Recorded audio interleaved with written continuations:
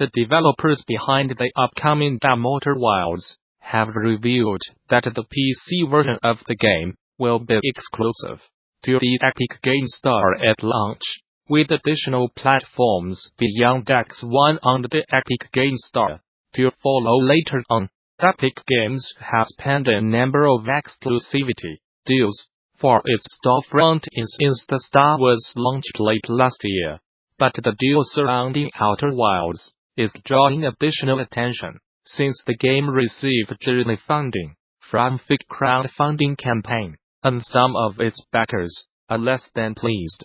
Other games like Borderlands 3, World War Z, and The Division 2 have made timed exclusivity arrangements with the Epic Games Store as well. But backers responding to Mobius Digital Games' announcement say that they pitched in on the assumption that they did receive a Steam key when the game launched. Others point out that they planned to play the game on Linux when it released, a platform not currently supported by the Epic Games Store. For Mobius Digital, the decision seems to be one born out of a desire to get the funding necessary to continue work in the game in the first place. The Outer Wilds fake campaign raised $126,480 by its close in 2015, and additional partnerships have been helpful, writes the developer.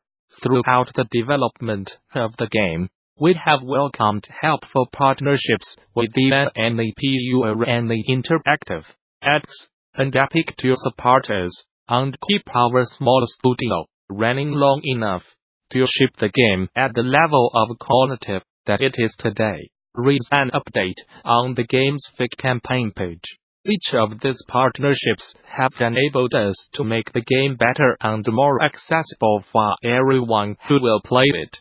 Valve's third annual Steam Awards will stream earlier today, with PlayerUnknown's Battlegrounds taking home the award, a 2018 Game of the Year. The awards show itself clocked in at around 70 minutes, and featured no host or any traditional trappings of an industry event, opting instead for trailer montages and voiceovers to announce nominees and winners. Back in December, Valve asked its community to vote for its top games in various categories, including Game of the Year, Best Developer, VR Game of the Year, Best Environment, and more. It makes sense that PlayerUnknown's Battlegrounds won Game of the Year, considering it was in the top-selling games on the marketplace. 2018.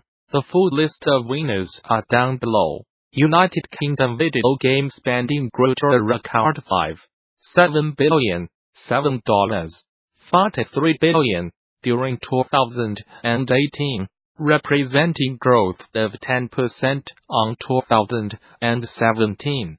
That's according to data compiled by United Kingdom Eye, which shows consumer spending on both hardware and software rose year over year. Breaking that down, overall software revenues eclipsed $4 billion, $5.21 billion, at the first time ever, rising by 10.3% year-on-year. As the graphic below shows, digital sales led that charge, with digital and online software revenue rising by 23% to $2.01 billion, $2.billion.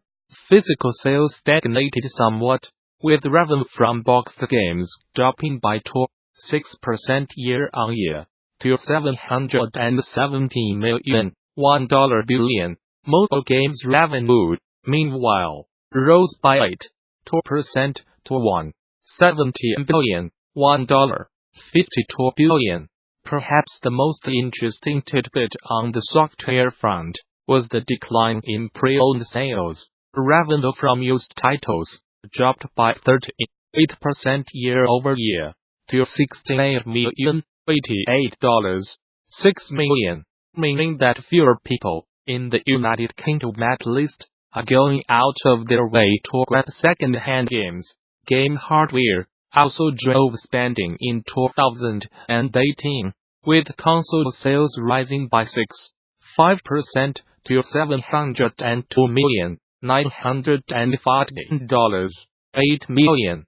Despite a lack of new devices on shelves, PC hardware also performed well, pulling in revenues of $445,579.9 million, while peripherals and accessories also saw revenue rise by 19.9% to $355,162.6 million.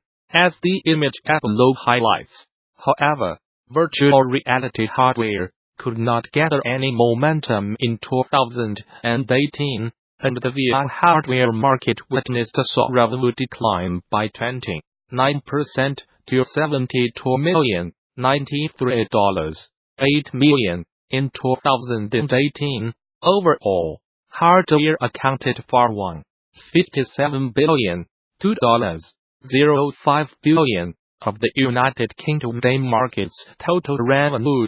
For more info on the United Kingdom video game market, including facts and figures from the world of game culture, be sure to check out the full report over on United Kingdom. Steel Division developer Eugen Systems has fired 6 employees involved in an ongoing pay dispute, which represents around a quarter of its entire workforce. Prior to the sackings, there were around 21 developers left at the French studio, which has been lambasted by staff over the past 2 years, failing to compensate them for overtime, ignoring minimum wage laws, and refusing to acknowledge employee contracts. The situation boiled over in February this year, when a group of Eugen devs walked out on strike, although they were ultimately forced to return to work 2 months later, after management refused to negotiate. Since then, the Video Game Workers Union of France, STJV, has promised to help Eugen employees fight for their rights with all the legal means at its disposal, and is in the process of bringing a case against Eugen to a labor tribunal. For its part, Eugen claims the firings are unrelated to the ongoing pay dispute, but the staff has branded the move an act of retaliation. We believe that this was an act of retaliation and a preemptive move by management ahead of a case over low pay being brought against Eugen Systems by 15 employees, as well as the staff.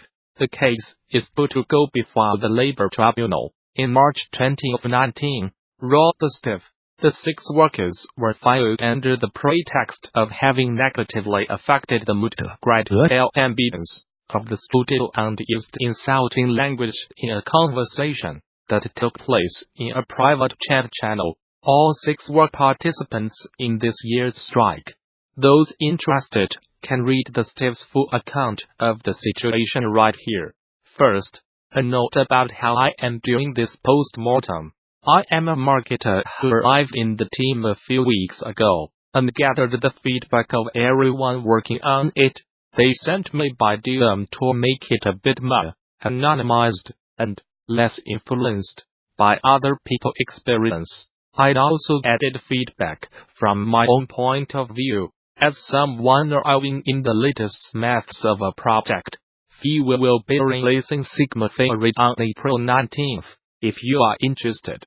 After the success of Dungeon Rushers, Johann, the creator of Goblinz Studio, wanted to work on a game using the same code-based gameplay. It would be a sci-fi RPG game, taking the gameplay basis of a Dungeon Rusher, but improving it. The same team would be on board, and used its experience gained on the first game of Goblinz Studio. There were some hiccups, and the art director of Dungeon Rushers was not available anymore. Johann hired Mathieu to do Robothorium. It's quite important, because it was Mathieu's first project. He learned a lot but still had to gain experience to make something cool. Mathieu accommodated nicely, but the art and creative direction were a bit clunky from the beginning. The team had to do a complete rework of the art direction and change all sprites. For the sake of the game, it did help, but we still noticed players were not interested in it that much. Using the old engine was a bit hard to do at first. We used the basis of Dungeon Keepers. Using an old basis seems flawless and the best use case. That's in programmers' dreams. Not in reality. The story is a sci-fi tale about a war between a robot and humanity. There is a whole plot about how robots trying to integrate in a future society. There are also links between dangerous science and who should own it. Alas, the writing is a bit disconnected from the gameplay. We could feel that the sci-fi part was not interesting for players. Dungeon Rushes was very fun and put easy adventures in crazy dungeons.